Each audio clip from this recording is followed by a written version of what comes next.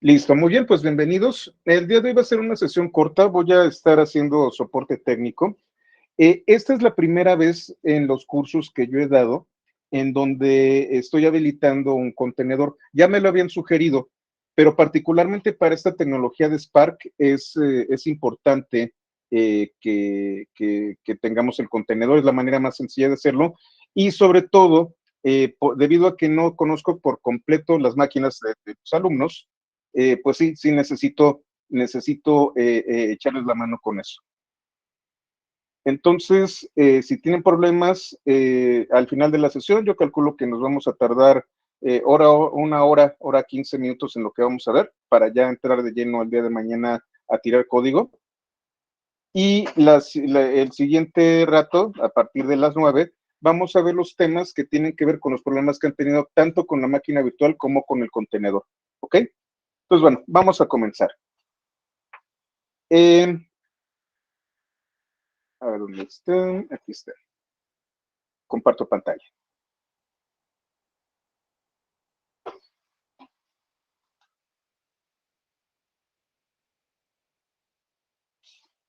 Perfecto.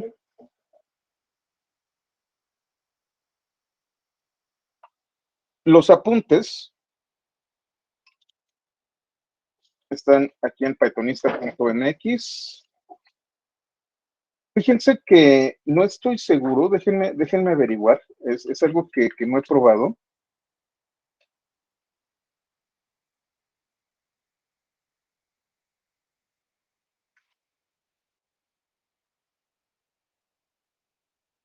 Dejen copio la URL y se las pongo en el chat.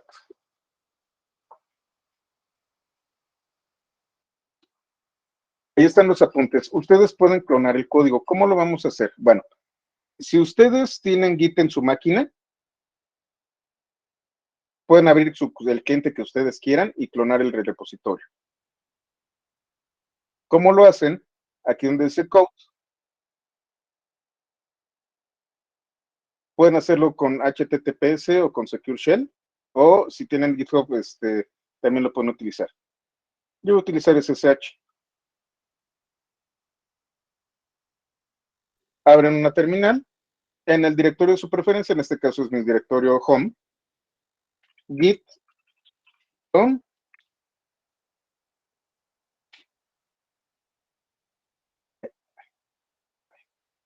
un segundo que se me fue.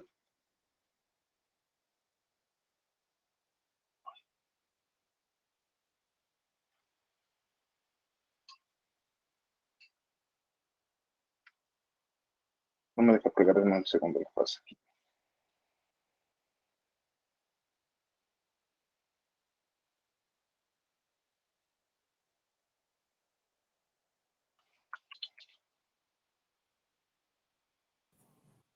No me lo pego, no me permite, déjenme, lo hago.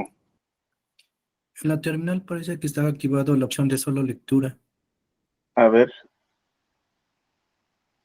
Ya quedó desactivada. No, creo que no. A ver, vamos a ver. Ya, muchas gracias. Listo, ahí está. Lo acabo de clonar en mi directorio y estos apuntes, como este es un curso nuevo, se van a ir actualizando conforme vayamos nosotros avanzando. Y entonces aquí tengo Py 501.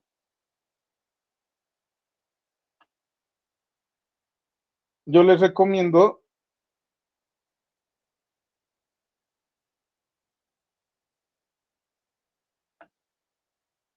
que encuentren un directorio adecuado para clonar.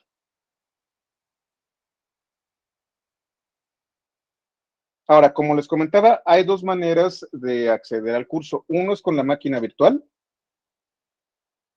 Ya tenemos la máquina virtual. Me traje la PySpark L, que es la que contiene ya absolutamente todas las bibliotecas preinstaladas. Le doy a iniciar y minimizo.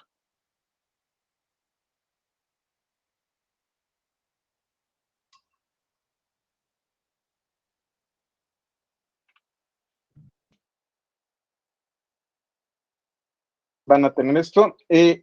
La verdad hay dos modalidades de acceder a Jupyter.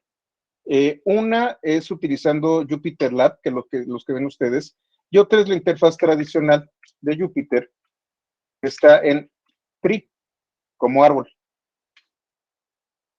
A mí me gusta más esta.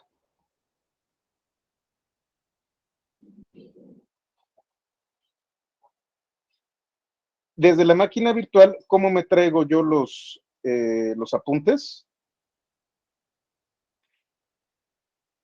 Git clone.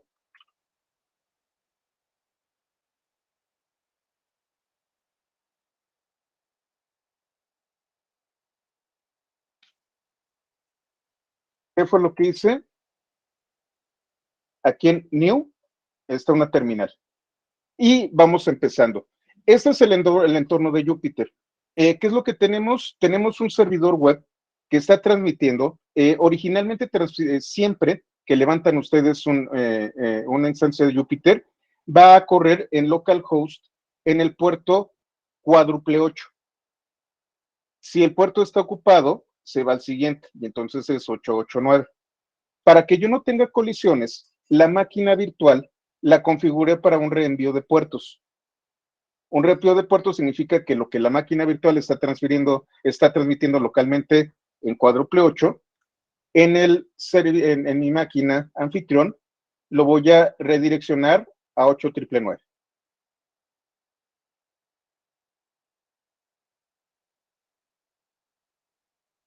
Es por eso por lo que no vamos a utilizar nunca la máquina virtual directamente.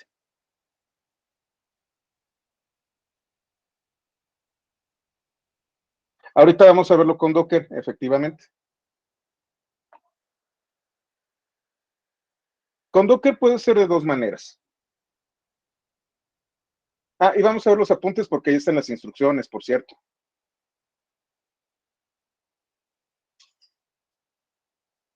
Ya lo hice, está en base. No, tengo que irme a work. CD work.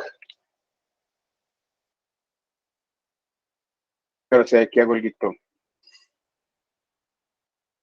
Y entonces aquí aparece. ¿Qué es lo que estoy haciendo? Y ahorita vamos a verlo. Aquí en Py501, donde dice preliminar, están las instrucciones. Descargue cualquiera de las siguientes imágenes.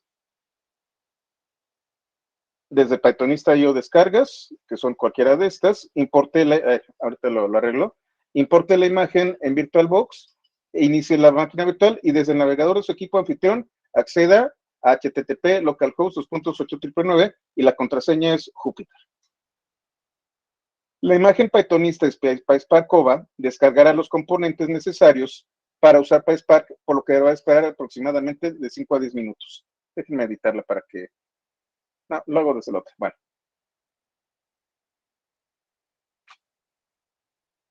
Pythonista PySpark-L ya contiene todo lo necesario, pero es mucho más grande. ¿Cómo accedo yo a Docker? Si yo voy a utilizar Linux o macOS, esto es lo que yo voy a hacer. Abro una terminal. En este caso yo ya descargué desde el hijo. CD Py501. Ejecuto el comando. Les explico el comando paso por paso. El comando docker run me va a permitir ejecutar un contenedor a partir de una imagen. La imagen es Josechval, diagonal Pythonista PySpark. La encuentran aquí. Esta es la imagen.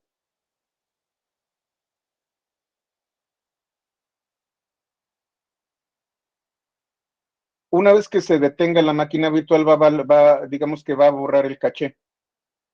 La opción medio D significa que ustedes van a poder cerrar esta ventana y el contenedor va a seguir funcionando. Y lo que estoy haciendo es ligar la ruta en donde me encuentro con el directorio del contenedor, que es work. Entonces, todos los datos que yo guarde en este directorio work también se van a guardar en el directorio en donde yo estoy utilizando la máquina virtual. Pero en donde activé el contenedor. Y estoy habilitando el reenvío del puerto. El contenedor está transmitiendo en cuádruple 8 y le estoy diciendo que transmita en mi máquina anfitrión en el puerto cuádruple 8. Lo van a correr. Si la imagen no se encuentra en mi máquina, la va a descargar junto con todo lo necesario y va a correr el contenedor. ¿Qué fue lo que pasó aquí? Fíjense. Me dice que el puerto ya existe. Significa que yo ya tengo una instancia corriendo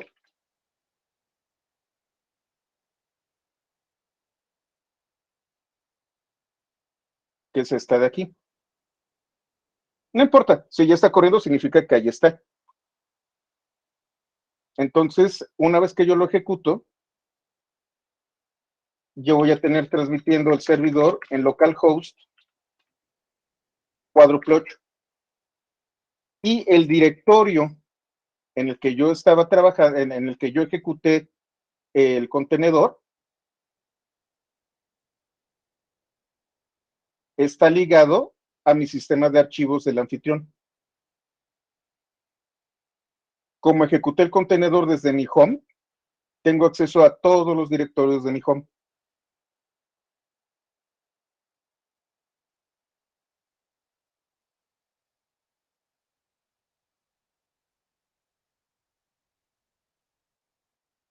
Rafael, el usuario y el password, eso está ¿cómo se llama? En la documentación de la máquina virtual, pero hay dos usuarios. El usuario root de la máquina virtual es este que les estoy colocando aquí. No lo van a necesitar, pero bueno, si quieren meterse a la máquina virtual, esa es la contraseña de root. Y hay un usuario con permisos de root que se llama OI, que puede utilizar sudo.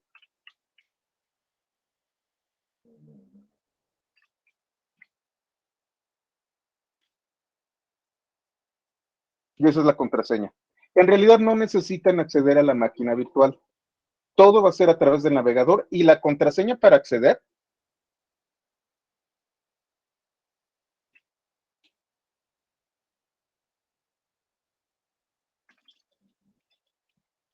es Jupiter, pero con J mayúscula.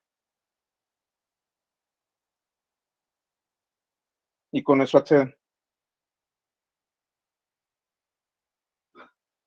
¿No has instalado Docker, Mario Alberto?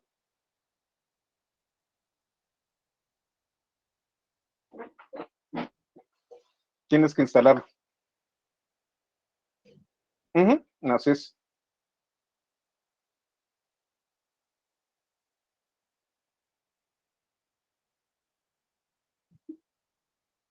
Entonces, Rafael, sí te doy los datos, esos son los datos de la máquina virtual, pero en realidad no la necesitas.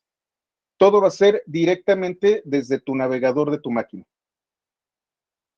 Y si utilizan el contenedor, en donde ustedes hayan habilitado el contenedor, se va a ligar ese directorio.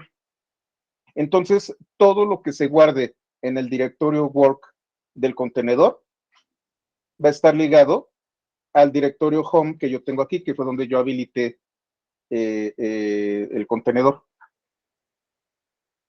¿Sí queda claro? La opción -B me permite ligar un directorio de mi equipo anfitrión con el directorio interno del contenedor. Si yo no utilizo este comando, toda la información que yo guarde dentro del contenedor se va a perder cuando yo lo apague. Ese es el problema.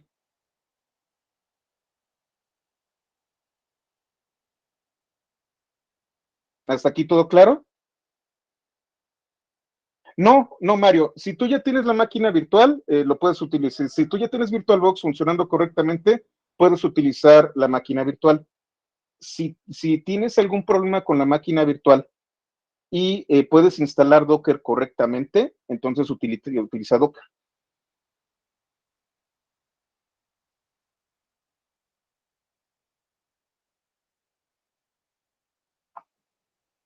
Y los apuntes también tienen una gran ventaja.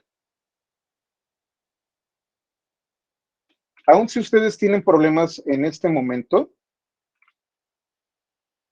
las notebooks utilizan un lenguaje llamado Markup.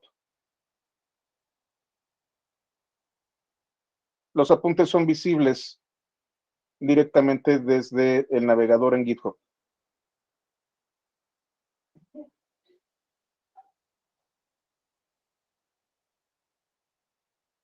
Y entonces vamos a hablar un poquito de las notebooks. Las notebooks se están volviendo la herramienta primordial cuando nosotros hacemos operaciones con datos.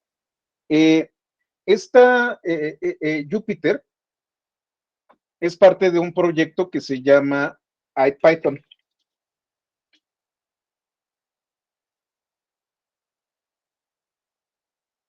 Originalmente, la intención era tener un shell mucho más avanzado que el que nosotros tenemos tradicionalmente con Python. Si ustedes han visto el shell de Python,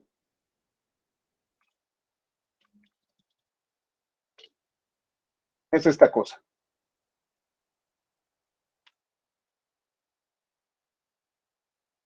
Si ustedes utilizan IPython, tienen un shell un poco más avanzado.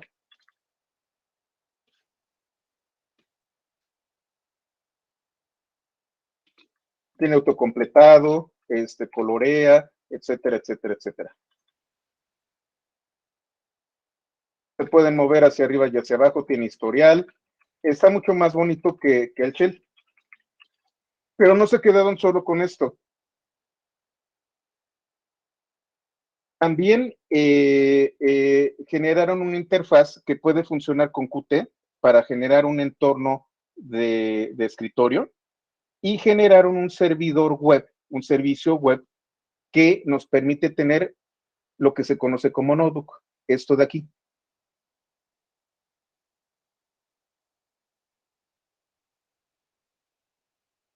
La gran ventaja que tiene esto es que evolucionó el proyecto.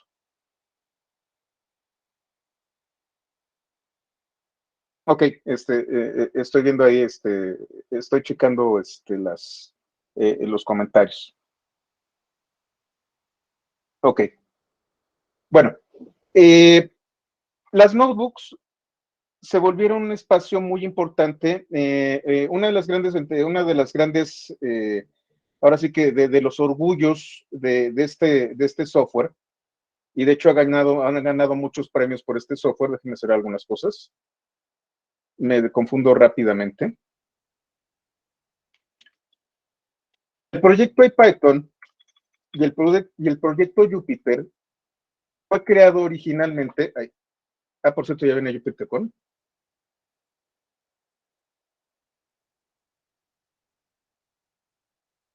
Si se fijan, tiene apenas 7 años.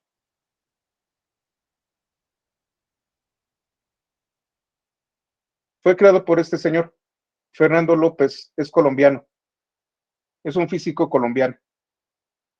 Y la intención era tener una interfaz amigable para poder hacer cómputo científico.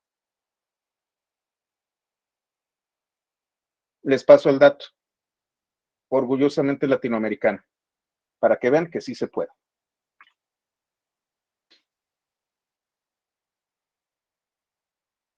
Muy pronto, Gerardo. Y además, me cae mal, me he peleado mucho con él, pero el primero fue Miguel de Icaza. Así que vamos 2-1. Y el primer gol lo anotó México. Ok, vamos a continuar. Esto evolucionó y se dieron cuenta de que este servidor podía funcionar no solamente para correr scripts de Python. ¿Cómo se compone una notebook? Una notebook tiene celdas. Si yo le doy doble clic, si se fijan, cuando selecciono una celda, se pone en color azul del lado izquierdo. Si le doy doble clic a la zona del lado izquierdo, puedo ver el código original de la celda. Yo puedo insertar, si ustedes se fijan, puedo insertar, no, creo que aquí no tengo HTML. Puedo insertar HTML, puedo meter LaTeX, puedo utilizar una notación llamada Markdown y puedo generar un documento con un lenguaje que es un primo de HTML. ¿Y qué otra cosa puedo hacer? Yo puedo cargar lo que se conoce como un kernel. Este kernel no es otra cosa más que una conexión a un intérprete que puede ser Python, por ejemplo.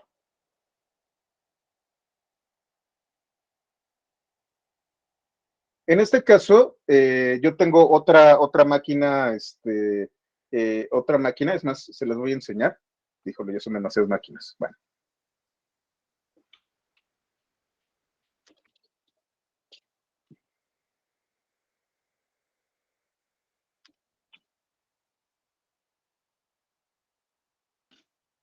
Yo, por ejemplo, aquí en mi computadora, yo tengo una instancia de Jupyter. Me encanta utilizar esta herramienta.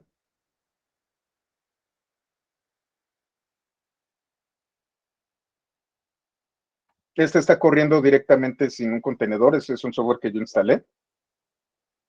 Y la tengo configurada para que corra kernels de Bash, de JavaScript, de Python y de R. Acepta estos kernels, que no es otra cosa más que intérpretes que yo voy a ejecutar.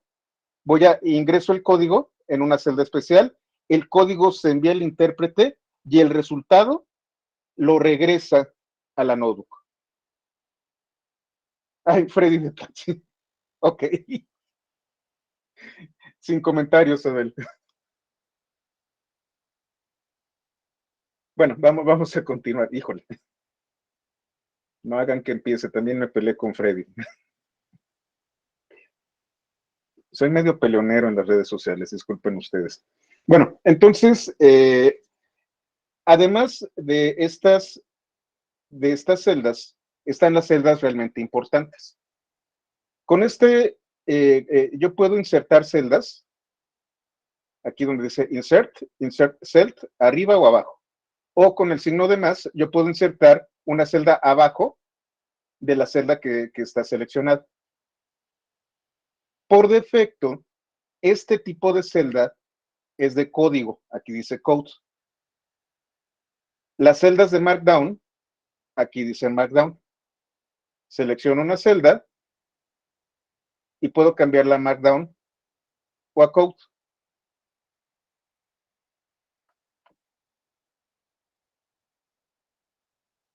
La gran ventaja que tenemos es que yo puedo insertar código. Este código se envía, en este caso, a la máquina virtual, donde hay un intérprete de Python ligado a esta notebook, ejecuta la instrucción, Shift Enter o Run para ejecutar la celda, y el resultado me lo regresa a la notebook. ¿Sí? Sebastián Ramírez de Fast API también es colombiano y también es científico de datos.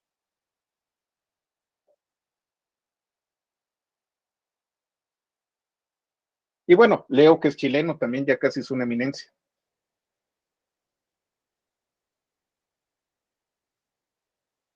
Entonces, bueno, con esto yo puedo intercalar documentación junto con código. Esto no es nuevo. La primera persona que hizo algo así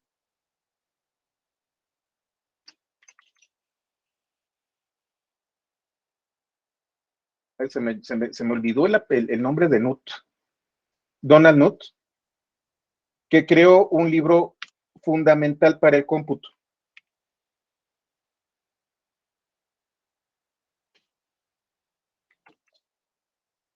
Ay, Dios, soy malísimo con esto. El arte de programación de computadoras. De Donald Knuth. Que por cierto está en PDF, esto es un sacrilegio. Si ustedes quieren comprar un libro de algoritmos, este es el bueno, el de Donald Knuth. Solamente tiene un problema. Utiliza pseudocódigo en ensamblador.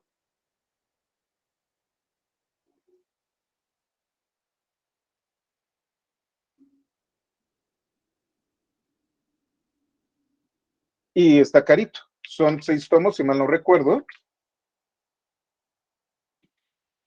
Y si lo quieren en cadáver de árbol,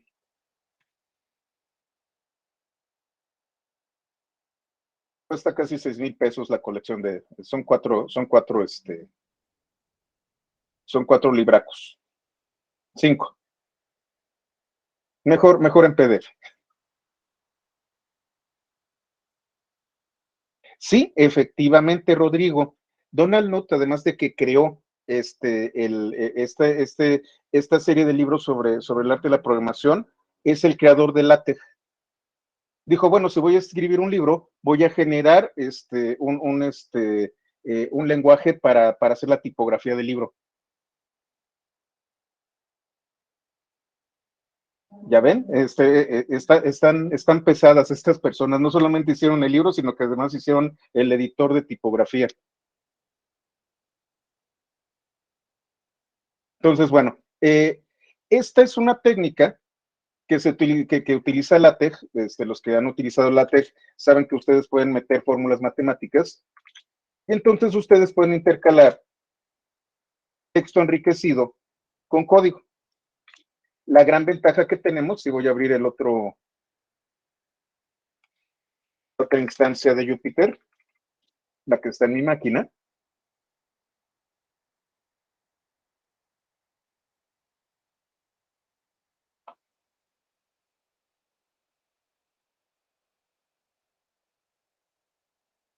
Inserto una celda y yo puedo cambiar el kernel. Simplemente tengo que tenerlo habilitado. Entonces, en este momento el kernel cambió a Bash.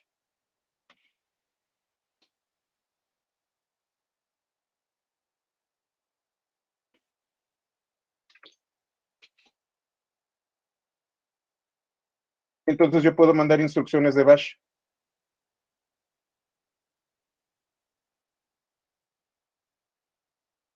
Tengo varios kernels. Puedo utilizar JavaScript.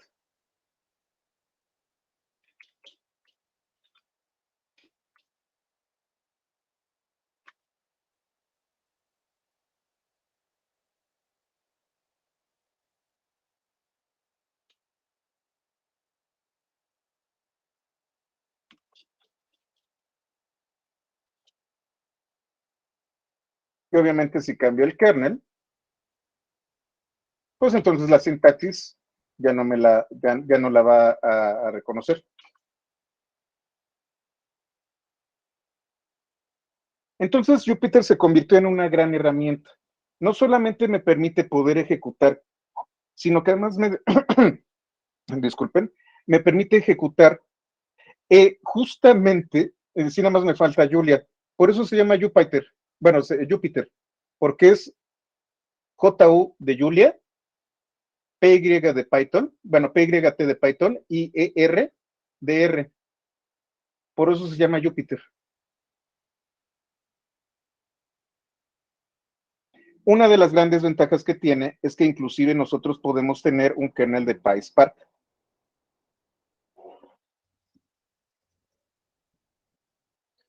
Entonces, es la herramienta que ustedes se van a encontrar prácticamente en todos lados. Lo vimos el día de ayer.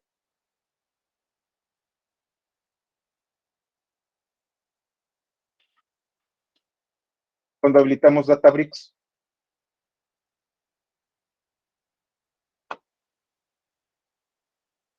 Al final de cuentas, lo que tenemos aquí en el área de trabajo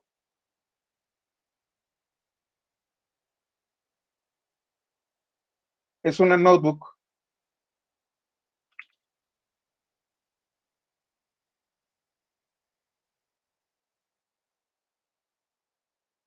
como la que tenemos ahí en Jupyter. Y no solamente aquí.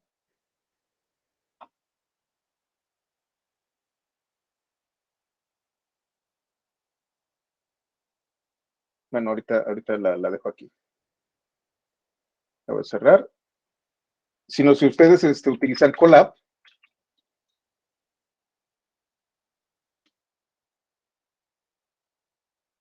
Colab lo que tiene también es una notebook, nada más que con otro estilo.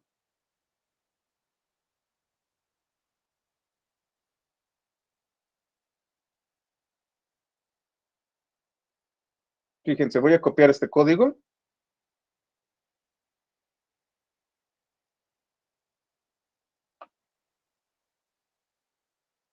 Creo que sí lo tengo instalado. Voy a importar NumPy.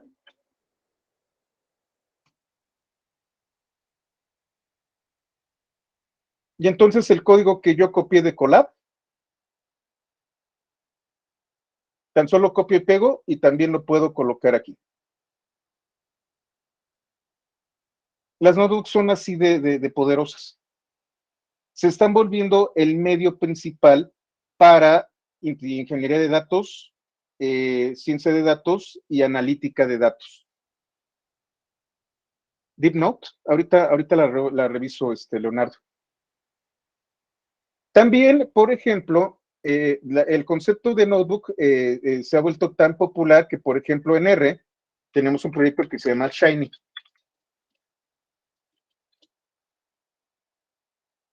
Que también maneja el concepto de notebook, pero esta notebook es para R. Y Leonardo nos acaba de... Siempre me traes novedades, Leonardo. Tenemos DeepNote. Las notebooks son un elemento que siempre vamos a encontrarnos cuando ya nos topemos con el tema de los datos. Váyanse acostumbrando, las notebooks van a ser nuestra herramienta de trabajo cotidiano. Y como ven, son bastante buenas. Yo puedo reiniciar el kernel.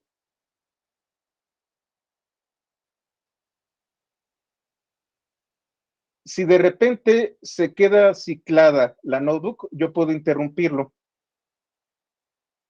Bueno, no lo hice. Yo puedo indicarle que ejecute todas las celdas. Yo puedo decirle que todas las salidas las limpie, por ejemplo. Y aquí viene la parte interesante. Yo puedo guardar mis datos. Otra de las características que tienen las notebooks, y esto les puede costar dinero si lo están haciendo si tienen un proceso corriendo dentro de cloud, es que las notebooks no se cierran cuando yo cierro la pestaña. Déjenme cerrar todas las demás cosas para que no me confundan.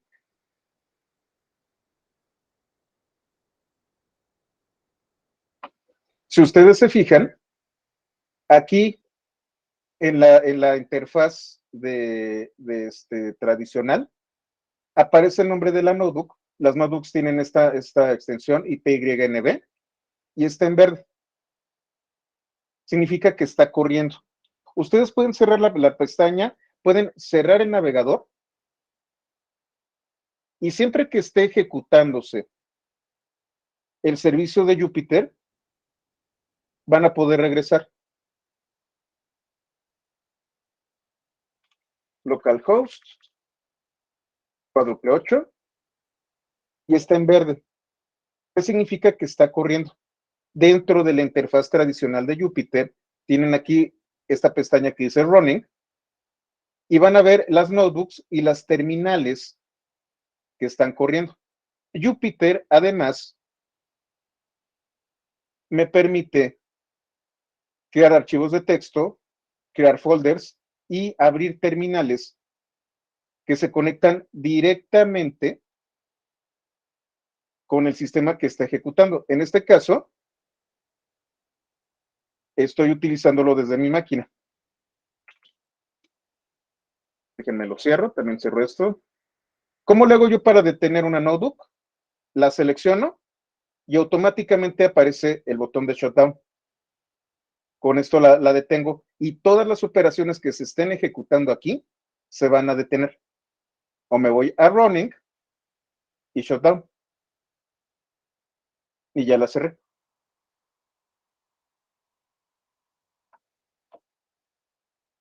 No, no he probado ¿qué otra cosa tiene Jupyter? Jupyter también tenemos nosotros, es Jupyter Hub,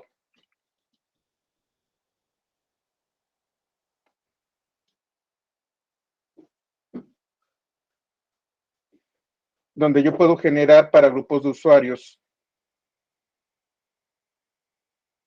¿cómo se llama? Varias instancias de Jupyter y también, no es Jupyter Hub, es Jupyter.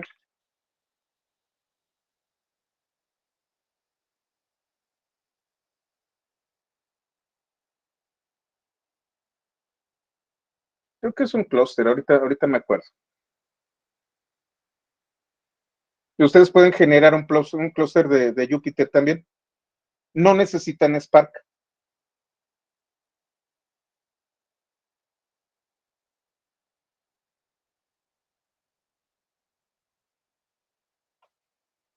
Y como ven, medio mundo ya tiene implementadas sus notebooks.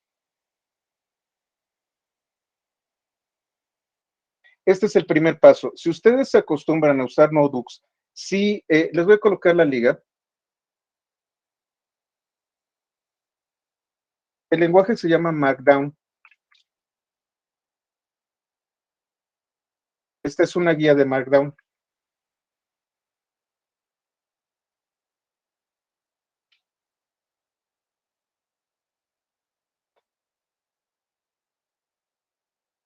Ahí ustedes pueden aprender cómo utilizar la sintaxis, por ejemplo, para colocar una imagen con una referencia, o cómo pueden colocar títulos, o cómo automáticamente cuando ustedes colocan una URL, la habilitan. Es muy fácil crear documentos con las notebooks.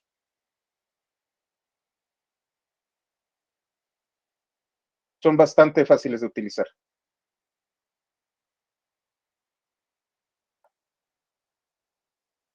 Recuerden, siempre para cerrar una notebook es close and hold, y ahora sí se cierra. Y entonces vamos a empezar. Vamos a hablar de dos temas: del ciclo de vida de datos y de Hadoop y Spark. Gerardo, creo que voy a hacer un video del clúster de Jupyter porque necesito más de una máquina. Déjame ver si lo puedo hacer en video. Si ustedes no tienen en este momento el contenedor, o si ustedes no tienen la máquina virtual, pueden seguir desde GitHub los apuntes.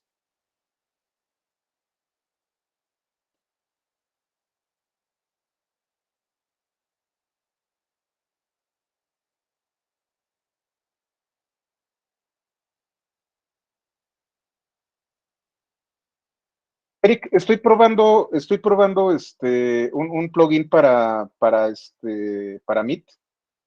Entonces estoy viendo si ya toma la asistencia automáticamente.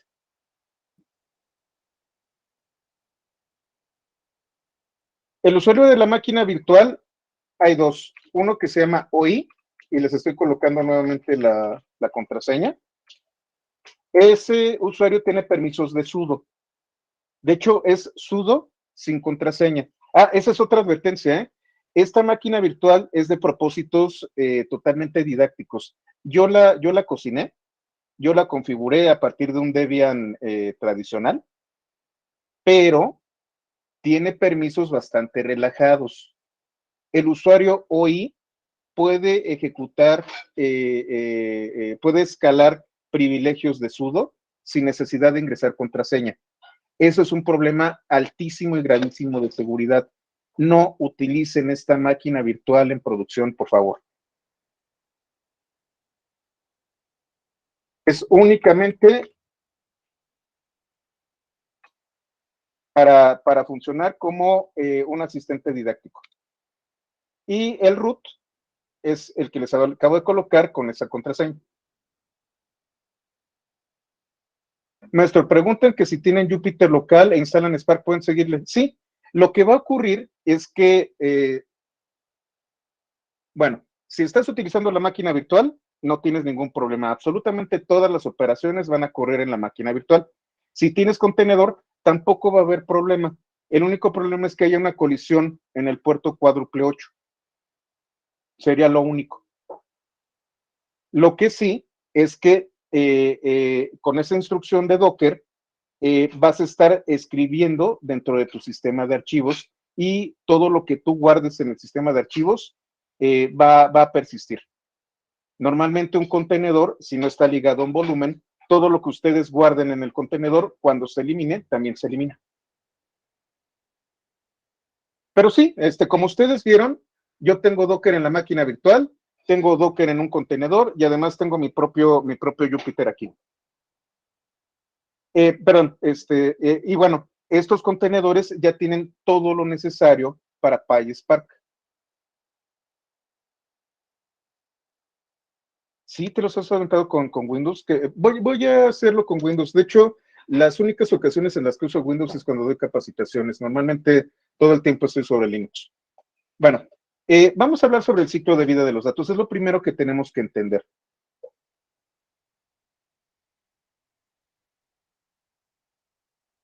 ¿Qué es un dato? Un dato es la representación de una variable que puede ser cuantitativa o cualitativa. Cuantitativa es un número, cualitativa es una característica que va a indicar un valor que se le asignan las cosas y se representa a través de una secuencia de símbolos, números o letras. Un dato es el número de representaciones de un venado en una pintura rupestre. Y entonces ustedes pueden llegar a la caverna, contar el número de venados, decir, bueno, aquí hay 3 venados. Y no solo eso, si el artista prehistórico fue lo suficientemente bueno, ustedes pueden diferenciar las distintas especies de venado. Es una representación simbólica de un venado, pero que nosotros podemos interpretar.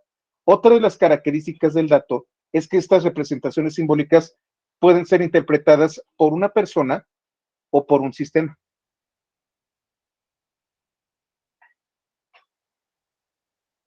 Eso es un dato. A lo largo del tiempo, el ser humano ha sido capaz de obtener y crear datos a partir de múltiples fuentes, los cuales han sido preservados, que este es el otro componente de los datos, en diversos medios. Disculpen los typos, tengo deditos de Twinkie, que van de tablillas de arcilla y pinturas rupestres hasta extensos servicios basados en la nube, en donde podemos guardar petabytes de información. Independiente, y ¿saben qué? ¿Qué es lo más triste del caso? Dentro de 500 años es más probable que las tablillas de arcilla se hayan conservado de mejor manera que todos los datos que nosotros tenemos en la nube. Si de repente ocurre un cataclismo y toda la civilización desaparece, es mucho más probable que algún arqueólogo prehistórico encuentre las tablillas de arcilla y pueda interpretarlas a que pueda restablecer el servicio de un data center de Google Cloud. Bueno, independientemente de la tecnología, el ciclo de vida de los datos puede ser descrito de la siguiente forma. Esto es un modelo general. Creamos los datos, es decir, buscamos las fuentes, las identificamos y podemos nosotros obtener los datos, procesamos los datos, analizamos los datos, los conservamos es decir, una vez de que sean procesados y analizados, se generan nuevos datos, los podemos conservar, dar acceso a los datos y reutilizarlos para continuar con el ciclo. ¿Cuál es la diferencia entre dato y valor? Dato es toda aquella representación de un valor. Realmente lo que tú estás viendo, Gerardo, es una representación de un dato. Esto para nosotros es un logo, pero en realidad es un conjunto de píxeles. Esto no es una letra, es una imagen creada por píxeles, y estos píxeles están hechos con, ¿cómo se llama? Con cristal líquido. Representamos un dato, pero solamente las personas que tenemos este alfabeto podemos reconocer los valores o lo que representan los datos. Un dato es la manera en cómo tú lo guardas. El valor es lo que tú vas a inferir de ese dato, de esa representación. Al final de cuentas, los datos en una computadora son ceros y unos. Esos ceros y unos, cuando son presentados a alguien que puede interpretarlos, tienen un significado y un valor. ¿Sí se entiende?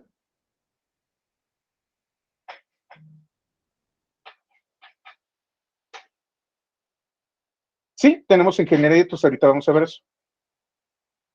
Efectivamente, Salvador. Ahora, desde un punto de vista tecnológico, ¿cómo se ve el ciclo de vida de datos? Y voy a sacar dos ejemplos. Voy a utilizar el ejemplo de Google y voy a utilizar el ejemplo de Azure. En el ciclo de vida de datos tenemos ingesta, en donde nosotros vamos a crear.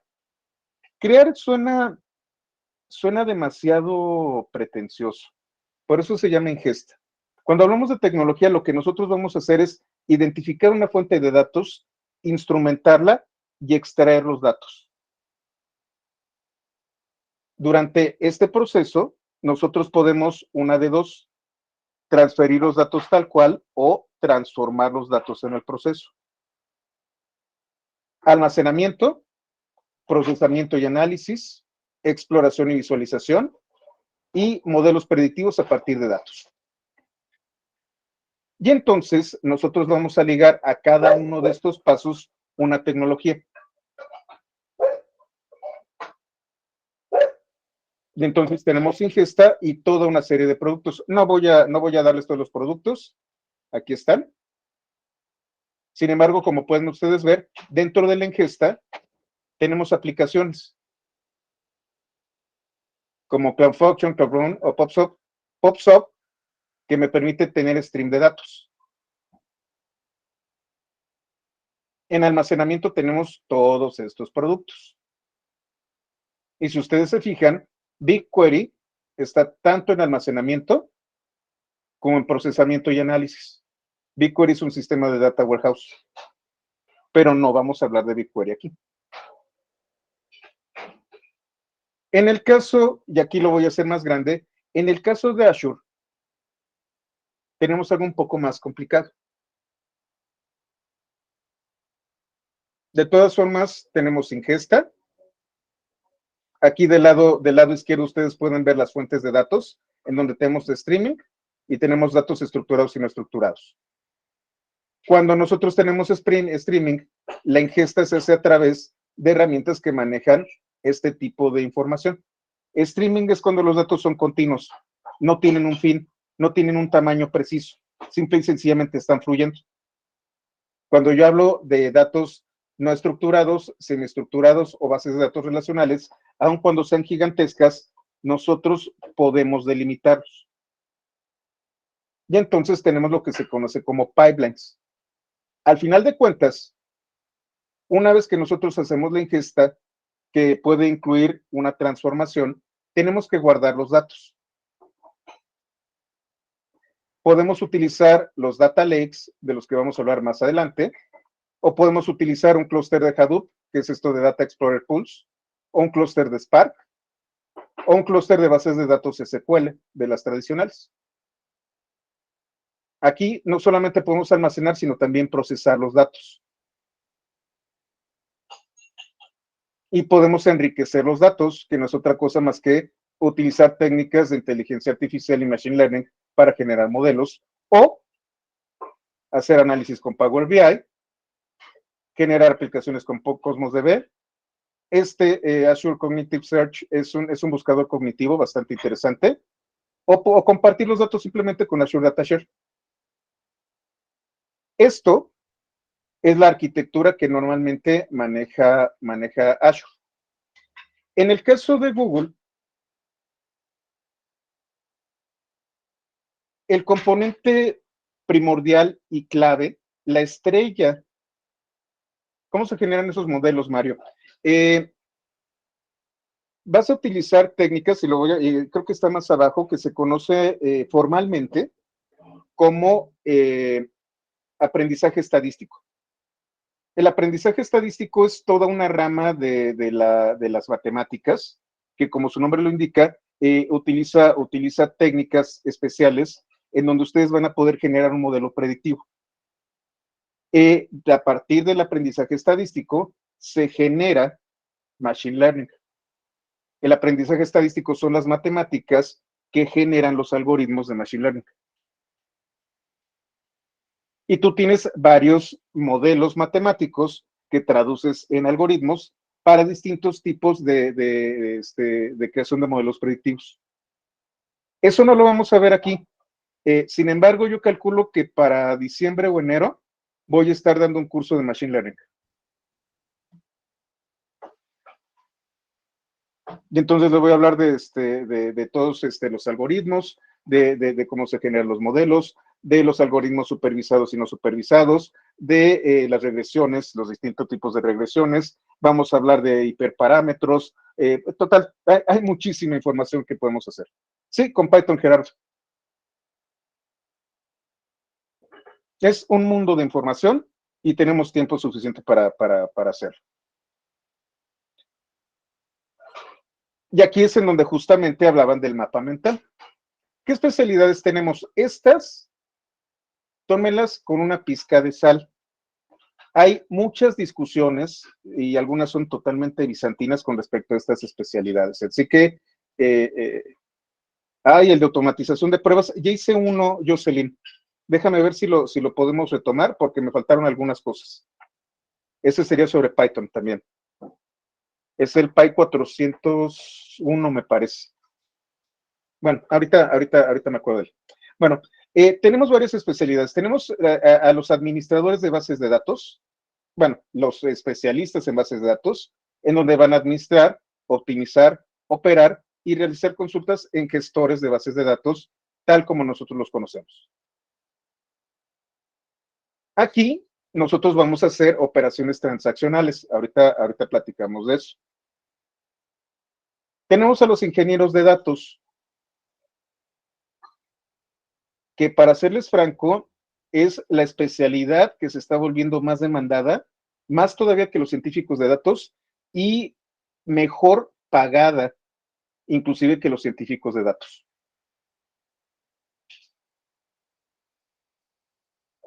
¿Qué hace el ingeniero de datos? El ingeniero de datos es el encargado de la ingesta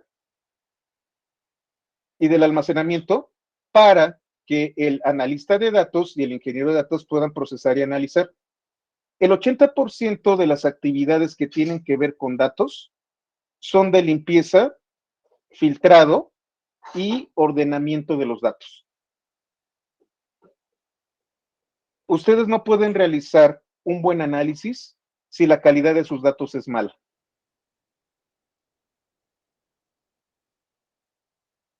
Entonces, lo que hace, y otra vez, los que vienen del curso que acabo de dar en Qualtop, de hecho ya llevo 6 horas dando curso el día de hoy, este meme es el que siempre les digo que identifica la diferencia entre un científico de datos y un ingeniero de datos. Seguramente lo han visto si están en Facebook, en esos grupos de ingenieros de datos. Este de aquí. Ay. Bueno, aquí está.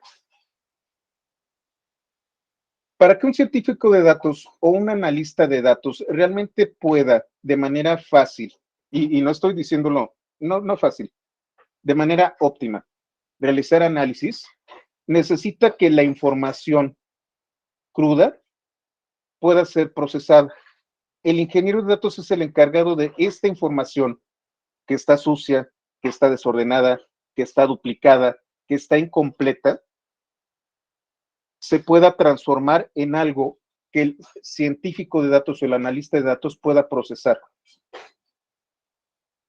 El trabajo del científico de datos debería de ser, como su nombre lo indica, de tomar los datos y generar modelos, de especializarse en un tema en particular y poder generar esta introspección, el famoso insight. Es lo mismo que sucede con el analista en un nivel un poquito más bajo. Pero al final de cuentas, quien tiene que darle datos de calidad es el ingeniero de datos. A estos flujos de datos, la ingesta y el almacenamiento, se les conoce como pipelines.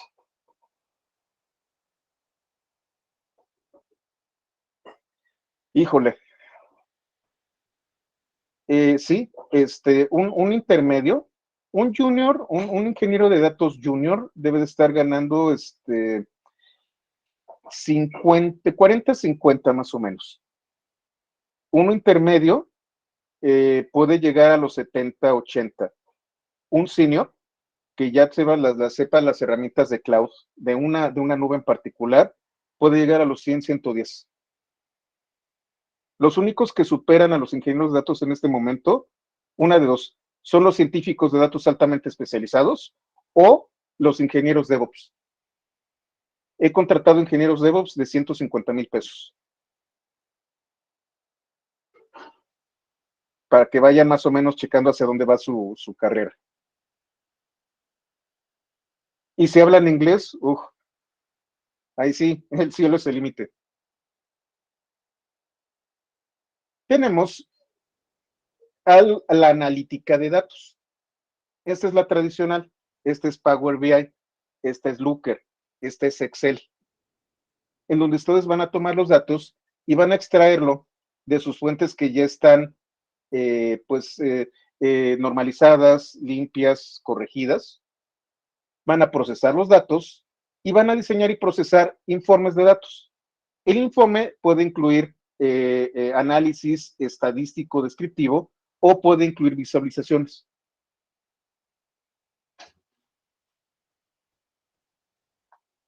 El analista de datos también es bastante utilizado. Es más, en muchos casos se confunde científico de datos con analista, hay que tener mucho cuidado. Y aquí también les voy a pasar un tip. Por azares del destino y laborales, me he especializado en Google Cloud. Entre AWS y Azure, los recursos más profesionales y completos que he encontrado de aprendizaje son los que está ofreciendo Google.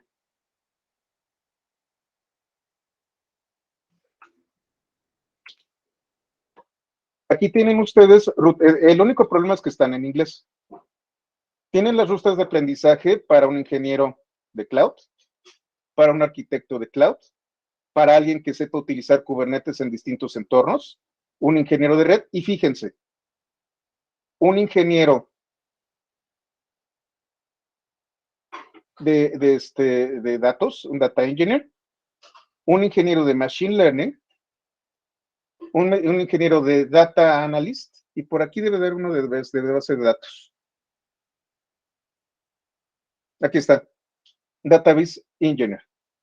Cada uno de estas rutas tiene cursos y laboratorios. Los cursos contienen videos que son totalmente gratuitos y tienen laboratorios que tienen cierto costo.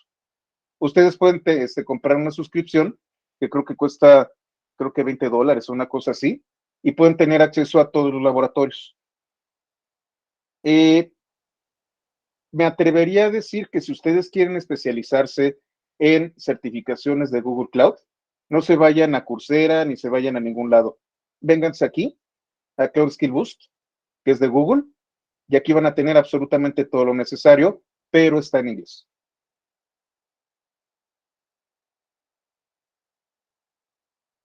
Este de DevOps, por cierto, es maravilloso, ¿eh? Este es el que más me gusta de todos. Y bueno, vamos a hablar de la ciencia de datos. La ciencia de datos es un término con el que estuve peleado mucho tiempo. De hecho, en algunos foros, como les digo, soy bien peleonero, yo me describía como masajista de datos, porque eso de científico se me hacía demasiado, bueno, ¿cómo les explico? Cuando empezó esto no había licenciaturas en ciencia de datos. Entonces, las personas que se decían científico de datos era porque se autonombraban así. Y entonces se generaba toda una disrupción y cada quien tenía su definición de científico de datos para que se pudiera meter dentro de esa definición. Ahorita ya el científico de datos está un poco más delimitado. Y entonces, ¿qué es? La ciencia de datos es la aplicación de herramientas de aprendizaje estadístico. Fíjense, no es lo mismo aprendizaje estadístico que machine learning. Aprendizaje estadístico son las matemáticas. Machine learning son los algoritmos. Deep learning son algoritmos avanzados. Para el diseño, prueba, validación e implementación de modelos predictivos. Por lo general, esto es lo que hace el científico de datos. Sin embargo, a veces el científico de datos tiene que hacer analítica. Y también va a hacer visualizaciones y cosas por el estilo. Digamos que el científico de datos es un analista que tiene la capacidad de crear modelos predictivos.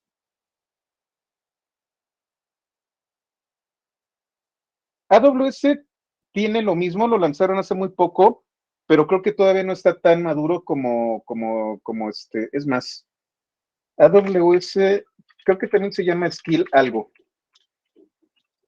Skill Builder. No lo he probado, les soy franco. Pero si se fijan, también son gratuitos. Y tienen algunos con suscripción. Se los voy a colocar. Azure, bueno, ya que estamos en eso. Ah, qué bueno que lo pusiste, Salvador.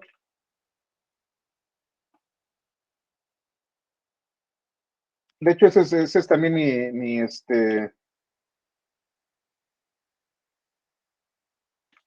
también por hacerles del destino y del ámbito laboral, he tenido que certificar de manera acelerada en Azure. Yo calculo que terminando el año voy a tener unas 4 certificaciones de Azure y una particularmente de científico de datos. ¿Cuál es la ventaja que tiene Microsoft Learn? Que la gran mayoría del contenido está en español. Sí, son mis estampitas. El problema es que no hay tantos videos, prácticamente todo es texto y los laboratorios en muchos casos tienen costo, el costo de consumo que ustedes van a realizar. Digamos que de los 3, este tiene la ventaja de que está en español, pero tiene la desventaja de que son únicamente textos. Están muy buenos, están muy completos, pero si ustedes están acostumbrados a YouTube, van a sentirse un poco, decepcionados con el contenido. La ventaja es que está en español y los exámenes están en español. En el caso de Google, todos los exámenes de certificación, con excepción del Associate Engineer, están en inglés. Ustedes deciden. Pero para este curso en particular, vamos a ser genéricos. Por eso tenemos una máquina virtual. No estamos casados con ninguna nube, vamos a trabajar con PySpark genérico. Y entonces tenemos ciertas operaciones. Tenemos la operación E, que es la extracción, T, que es transformación, y L, que es carga. Y tenemos 3 modalidades: ETL, en donde extraigo los datos que están crudos, los transformo en formatos o en estructuras adecuadas y los guardo en una base de datos, por ejemplo. Tenemos extraigo los datos crudos y los guardo en una fuente de la verdad. Una vez que yo necesite estos datos, los transformo para adecuarlos. Y esta es la más simple. Extraigo y guardo. Y no hago nada más. Vamos con el siguiente capítulo.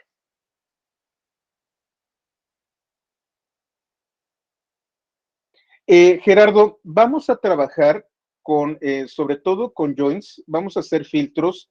Una de las grandes ventajas que tiene Spark, y me estoy adelantando un poco, es que es muy compatible con SQL. A pesar de que vamos a utilizar Python, se van a dar cuenta de que vamos a utilizar muchas funciones que son idénticas a las de SQL. Entonces nosotros podemos hacer todo lo que hace SQL en un Data Warehouse, pero en un Data Lakehouse. Sí, Salvador. De hecho, para ser científico de datos, además de que necesitas una base muy fuerte de probabilidad y estadística, necesitas álgebra lineal.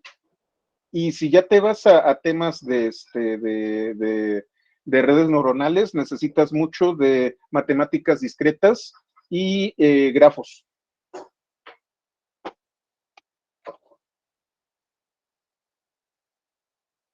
Cloud Academy es buena, ¿eh? La verdad es bastante buena, Roger. De hecho, te tengo envidia de los cursos que has estado ahí publicando. Vamos con el siguiente capítulo, que es Hadoop y Spark, no PySpark. El 3 es PySpark. Vamos a llegar a un momento en donde nosotros podemos hacer ingeniería de datos inclusive con un solo dato. No están para saberlo, pero yo soy ingeniero civil. Y mi primer acercamiento con la estadística fue con los corazones de concreto que nosotros probábamos. Esas son pruebas destructivas. Llegábamos a una pared, la pared era de concreto, agarrábamos una sierra, generábamos un círculo y sacábamos un cilindro de la pared.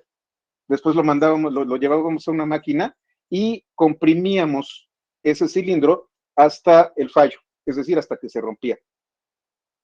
No podíamos estar haciendo hoyos en la pared cada que se nos ocurriera. Normalmente por cada muestra, por cada pared, podemos sacar una o dos muestras. Yo me acostumbré y mi primera aproximación a la estadística fue con muestras muy pequeñas. Ustedes pueden hacer estadística y análisis con una o dos muestras o con todo el universo de muestras. Es ahí en donde viene el tema de Big Data. Big Data es un concepto que también yo tenía un poquito de aversión hasta que ya también maduró. Big Data son técnicas y herramientas utilizadas para procesar datos que por su cantidad o por su falta de estructura no pueden ser procesados por la computadora más grande que ustedes se puedan encontrar. Si ustedes tienen una computadora de 256 núcleos y 6 terabytes y de todas formas no pueden procesar los datos, entonces es Big Data. Y entonces Big Data, en los 40 hablábamos de megabytes, bueno, de kilobytes. Por ahí de los 60 estábamos hablando ya de megas. Por ahí de finales de siglo estábamos hablando de gigas, luego teras y bueno, ahorita tenemos exabytes. Con la nube, nuestra capacidad de procesar datos es gigantesca. Entonces, Big Data tiene otra connotación muy distinta a lo que podríamos hablar de principios del siglo pasado. Big Data resuelve estos problemas. Volumen, es decir, una cantidad brutal de datos que no pueden ser procesados por una sola computadora. Velocidad. Además de que son muchos datos, tenemos un flujo de datos que es constante y que no puede ser procesado por una sola computadora. Necesitamos así se llama en inglés, un pool de computadoras, un conjunto de computadoras para procesar esa información que está llegando de manera muy, muy vertiginosa. Variedad. Es cuando me avientan de todo. imágenes, texto, audios, videos, PDFs, hojas de cálculo, JSONs, todo me lo avientan y todo lo tengo que procesar y ordenar. Y veracidad. Originalmente, y ese es el tema que tengo con Big Data, si ustedes buscan Big Data 3 veces, van a encontrarse con la definición de IBM.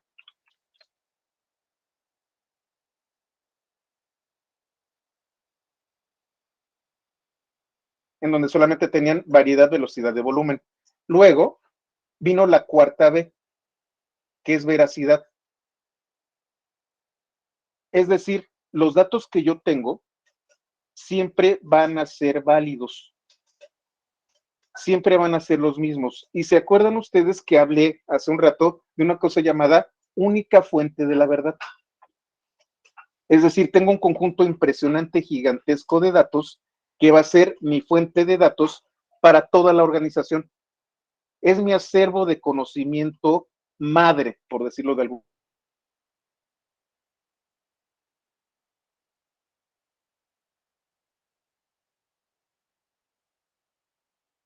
manera, de todos los datos de la organización.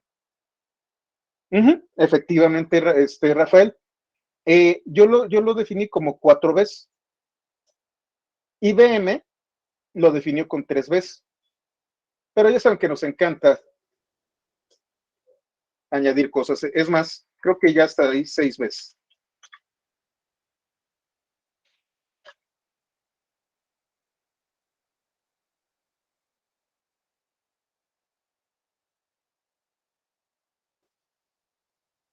Y entonces aquí tenemos 5 veces.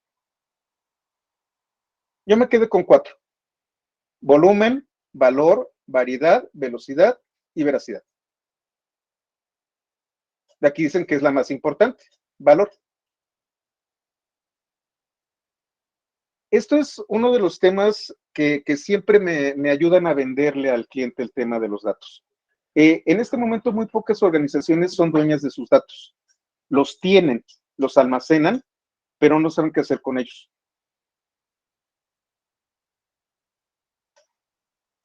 Es ahí en donde entra todo este tema. Tú tienes que enseñar a las organizaciones a adoptar los datos, a tener una cultura de datos, a tener una gobernanza de datos y a partir de ahí ser dueña de los datos y el conocimiento que genera. Ese siempre ha sido mi argumento de venta. El valor de los datos por sí mismos no es tenerlos almacenados, sino poder aprovecharlos para generar conocimiento y ventaja competitiva con respecto a los demás. Efectivamente, Eric, y además lo están perdiendo.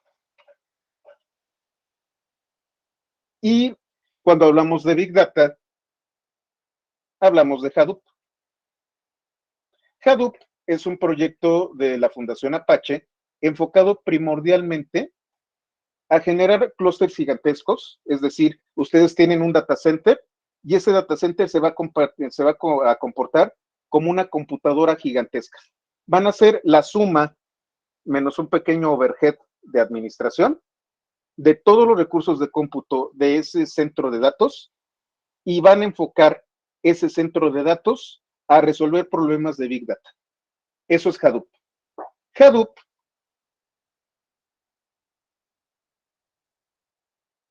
nació de MapReduce. Un paper hizo Google, creo que fue en 2007, 2004.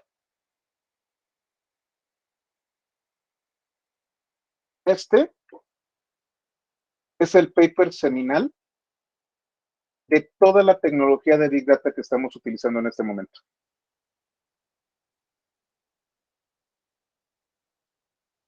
Trece paginitas que cambiaron el mundo de los datos. A partir de este paper se creó el concepto de MapReduce. MapReduce ya existía. De hecho, los que programan en Java conocen JavaScript, disculpen. Ay, ya, qué horror, ese es error de novato. Los que programan en JavaScript ya saben utilizar Map y también Reduce. De hecho, es uno de las funciones que más se utilizan cuando ustedes manejan arreglos de datos. Ondino, ¿Hadoop sigue siendo relevante? Sí, claro que sí. Sí, ahorita te platico por qué. Y vamos a verlo. Hadoop está compuesto por estos 4 componentes principales. Bueno, estos 3. HDFS, que es el sistema de archivos, en donde ustedes van a consolidar todo el almacenamiento de un centro de datos para tener un sistema de archivos de alta disponibilidad y alto volumen. Y ahorita te respondo la pregunta, Ondino. Y al tener este sistema de almacenamiento de datos de alta disponibilidad, ustedes pueden procesar grandes cantidades de datos. Y entonces MapReduce y Yarn se encargan de consolidar los recursos de procesamiento y memoria para procesar lo que le está mandando este sistema de archivos. ¿Por qué es relevante? Número 1, porque tú puedes, tanto en Azure como en AWS como en Google Cloud, crear un clúster de Hadoop. De hecho, en Google se conoce como Dataproc.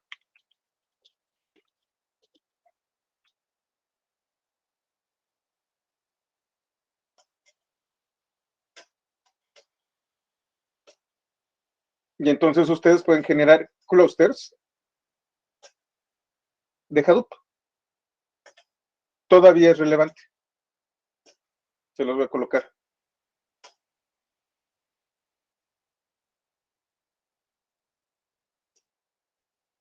¿Cuál es la diferencia?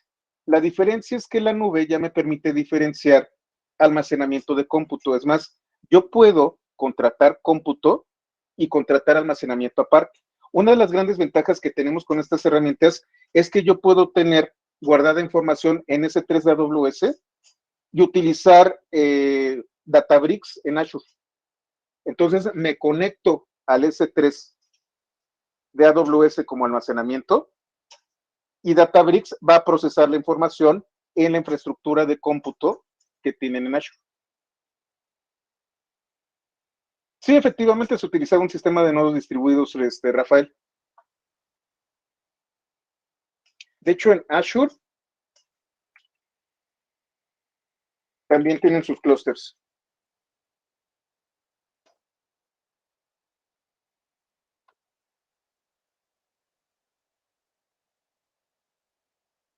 Se llama HD Insight.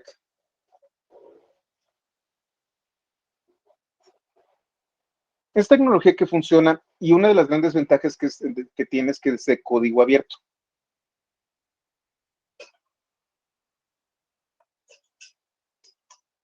Esto, obviamente, tiene un ecosistema. Si ustedes quieren tener acceso a datos, bueno, MapReduce me permite hacer procesamiento básico, pero yo lo puedo extender. Y entonces yo puedo utilizar Scoop, o Abro, o Mahout, o Pig, o Hive para el procesamiento de datos y acceder a ellos. Y tengo sistemas de orquestación como los que tenemos aquí del lado izquierdo. Con esto yo puedo manejar Big Data. ¿Qué ocurrió? Y es ahí en donde viene la pregunta que hicieron hace un momento. S3, ¿cómo se llama? Object Storage, y en el caso de Azure es Blob Storage, son una tecnología de almacenamiento de objetos. Ustedes van a tener un objeto y con el principio de ¿cómo se llama? Con el principio de programación orientada a objetos, ustedes van a tener un objeto al que le van a poder aplicar el concepto de agregación. Es decir, un objeto al que le van a pegar cualquier tipo de objeto. S3, Blob Storage y, ¿cómo se llama? Cloud Storage son almacenamiento orientado a objetos. Ustedes van a guardar objetos y puede ser un objeto de cualquier naturaleza. Lo único que no es un sistema de archivos, es un objeto al que le pegas objetos. Este sistema es bastante barato, muy barato. Es omnipresente. Ustedes pueden contratar este servicio en múltiples regiones geográficas, pero tiene un problema. una cosa que se llama el teorema de Kappa.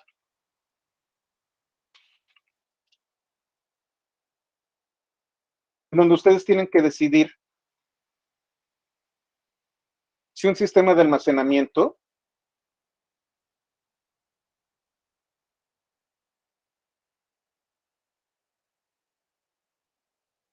es disponible, consistente o tolerante a particiones.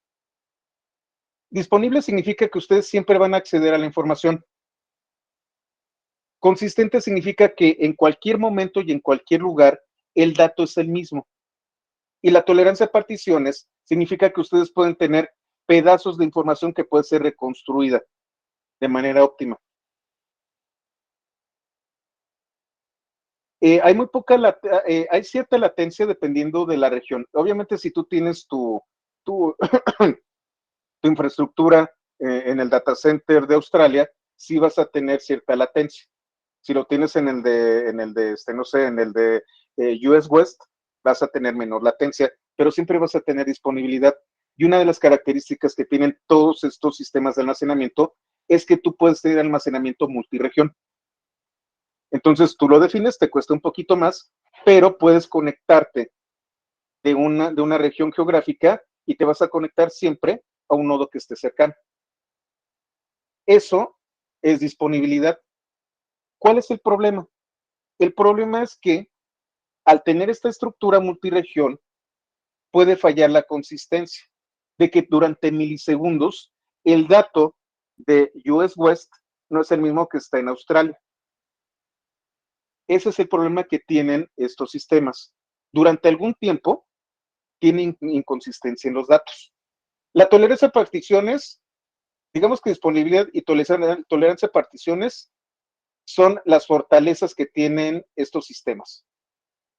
La consistencia es el problema. ¿Cómo se resuelve la consistencia? Y ese es el único producto en donde Azure se llevó de calle a los demás.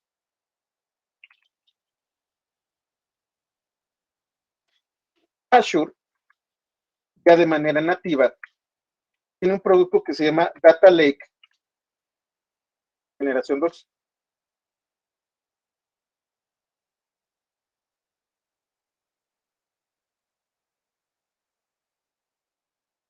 No, este no es bueno. También es bueno este de Cloud Group.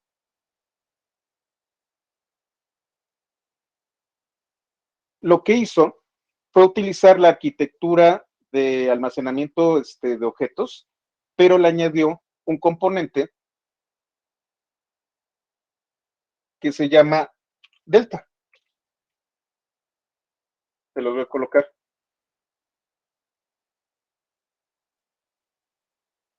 Esto es lo que vamos a estar viendo la próxima semana. Delta fue creado por los mismos que crearon Spark.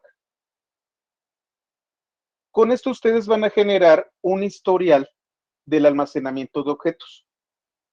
Y van a tener 3 estados. Van a tener estado bronce, en donde los datos están crudos, plata, en donde están semiestructurados, y oro, en donde los datos están estructurados. Sin embargo, son inmutables. Siempre van a tener bronce, plata y oro. Y bronce es inmutable. Es una fuente única de verdad. ¿Cómo lo hacen? Convirtiendo los datos y los objetos en un formato que se conoce como, ay, se me fue, Parquet. No, este no. Este formato me permite guardar información, prácticamente cualquier tipo de información, en una estructura parecida a JSON, pero identificando el tipo de dato. Aplicando Parquet y un sistema de data store optimizado sobre un sistema de almacenamiento por objetos, hace que esas soluciones cumplan con el teorema de Kappa. Eso lo vamos a ver un poco más adelante. Vamos a estar hablando del teorema de Kappa, vamos a estar hablando de delta, vamos a estar hablando mucho de las arquitecturas en estrella y en copo de nieve. Vamos a estar hablando de arquitecturas lambda. Vamos a hablar de todo este tipo de cosas que hacen que Spark optimice el uso del data lake.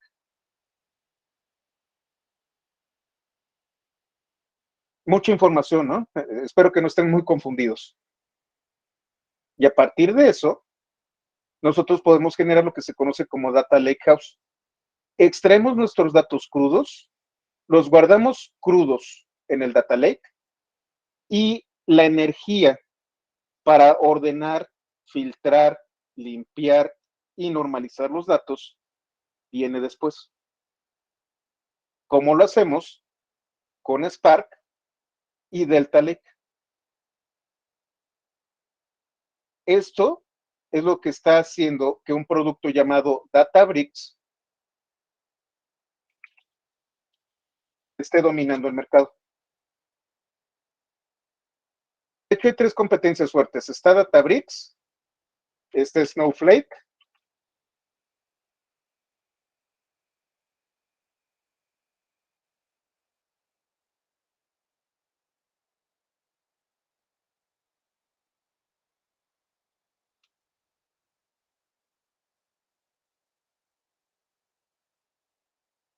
y si me lo preguntan, la verdad, BigQuery es maravilloso.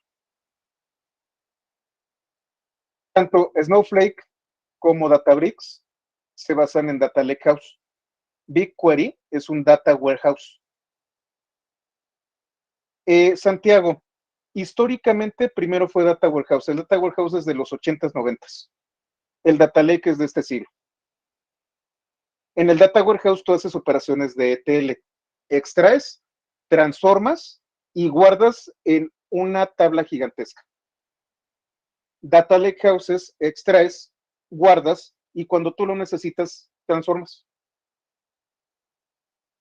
El ejemplo de lavado de ropa, se los comento. ¿Qué es un Data Warehouse y qué es un Data Lake? Cuando hablamos de Data Warehouse, y justamente les di ese ejemplo anteriormente porque hablamos de BigQuery, cuando tú haces un Data Warehouse, tú tienes tus cajones en tu closet y entonces llegas con la ropa que acabas de lavar, tomas las camisas, las doblas y las colocas en el cajón de las camisas. Colocas los calcetines, los haces bolita y los colocas en el cajón de los calcetines. El esfuerzo que tú estás haciendo de agarrar del cesto de ropa limpia, acomodar, bueno, doblar y guardar, esa es la T de transformación. Este esfuerzo tú lo vas a estar haciendo todo el tiempo cada vez que lavas la ropa. Sin embargo, a lo mejor son como yo. Agarro el cesto de ropa y lo aviento a mi closet. Pero yo tengo un desorden ordenado. Entonces, si llega mi esposa y trata de ordenar, le grito, porque yo sé dónde están mis calcetines azules. Eso es el data lake. A pesar de que sí tengo un desorden y a pesar de que no lo ordené, sé dónde están las cosas. De hecho, es motivo de pleito aquí en la casa. El esfuerzo que yo voy a hacer por encontrar mis calcetines azules, lo estoy haciendo cuando necesito mis calcetines azules y no tengo que ordenar toda la ropa. Eso me permite ahorrar esfuerzo y recursos porque al final de cuentas tengo cierto orden, tengo mi sistema y puedo solamente cuando necesito ordenar las cosas. Cuando yo utilizo Data Warehouse, siempre tengo que ordenar y después guardar. Sí, hay un orden en el desorden, Francisco. Esa metáfora es como funciona el Data Warehouse. El Data Warehouse, ustedes tienen que transformar los datos para meterlos en una tabla. El Data Lake es, toman los datos, los guardan, pero tienen un sistema para saber dónde están los datos. Y una vez que los necesiten, simplemente los identifican correctamente, los extraen y ya entonces los transforman. Ahora sí los doblan o los planchan y los pueden procesar. Eso es lo que hace Spark. Depende, Rafael, y depende de la energía que tú quieras utilizar. Data Warehouse y Data Lakehouse no son mutuamente excluyentes. ¿Por qué? Porque al final de cuentas, cuando tú aplicas Data Lakehouse y utilizas herramientas como Spark, ya tienes los datos ordenados. Y si ya tienes los datos ordenados, luego lo guardas en un data warehouse. Efectivamente, ETL es para data warehouse y LT es data lake. Y Mario, qué bueno que comentas el tiempo de respuesta. Debido a que ahorita los recursos que tú tienes son totalmente serverless, y eso lo vimos con BigQuery, tú puedes tener a tu disposición miles de unidades de procesamiento para procesar cosas en segundos. Y entonces da prácticamente, si ya sabes dónde están las cosas, da prácticamente lo mismo utilizar un data warehouse que un data lakehouse. Porque en cuestión de segundos vas a tener miles de equipos de cómputo realizando de manera paralela una operación sobre el data lakehouse. Sí, el data lakehouse está probando ser más rápido y sobre todo económicamente más eficiente, porque tú la inversión en ordenar los datos la haces por adelantado con el data warehouse. Cuando lo haces con el data lakehouse, la inversión que tú haces de procesamiento la haces solo cuando la necesitas. Data Lake y Delta Lake. Data Lake es un concepto. Data Lake es donde tú guardas tu información. Y entonces puedes tener un sistema de archivos gigantescos. De hecho, la gente de EMC Cuadrada era lo que te vendía. Te vendía discos gigantescos en donde tú puedes aventar tu información desordenada. Eso es un Data Lake. Para poder tener un Data Lake utilizando almacenamiento por objetos, tienes que utilizar Delta Lake, Tobias. Y Delta Lakehouse son estas operaciones de procesamiento.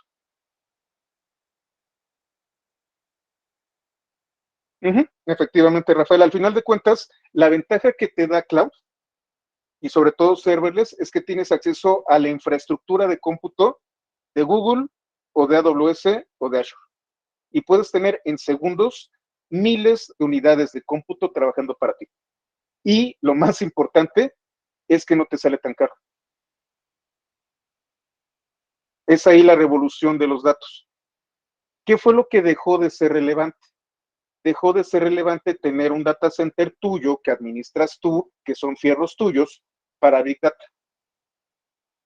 Hadoop lo puedes colocar en un clúster o lo puedes automatizar o lo puedes quitar únicamente HDFs y quedarte únicamente con la parte del cómputo.